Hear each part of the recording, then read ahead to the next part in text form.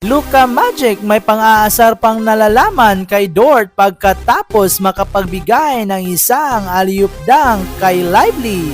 Samantala, Oklahoma City Thunder may pasabog ng isang monster dunk mula kay Jalen Williams. Kyrie Irving at Luka Magic ng Dallas Mavericks versus Shai Gilgeous-Alexander ng Oklahoma City Thunder para sa kanilang Game 5. Ayon sa kasaysayan ng NBA, ang mananalo sa Game 5 ay may 82% na chances na mananalo sa series. Ibig sabihin, crucial ang game na ito para sa dalawang kupunan.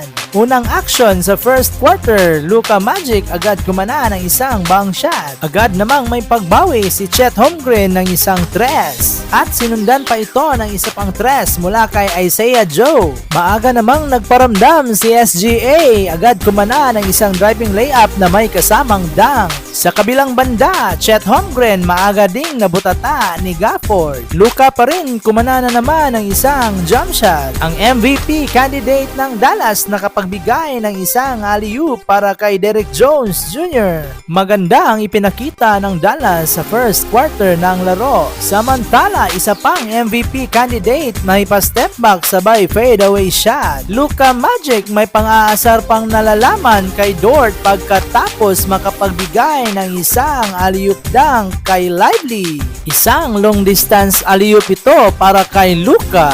Dereck Lively hindi na rin napigilang mag-angas ng dahil sa play na iyon. Sinundan pa ito ng isang fast break layup mula pa rin kay Luka Magic. Jones naman para sa isang tres mula sa left corner. Dallas pa rin ang may hawak ng kalamangan sa second quarter. At dahil pumapasok ang tira ni Luka mula sa tres. Samantala, Oklahoma City Thunder may pasabog ng isang monster dunk mula kay Jalen Williams. PJ Washington naman agad may pagbawi ng isang tres mula sa right corner. Abante ng 15 points ang Dallas pagkatapos kumanaan ni Luka ng isang tres mula sa offensive rebound ni Lively. Kyrie Irving naman para sa isang magandang catch and shoot mula sa tres. Balik sa 10 points ang kalamangan ng Dallas pagkatapos ng isang end-one play ni SGA. 30 points na si SGA para sa game na ito. Dort naman para sa isang contested 3 mula sa right corner.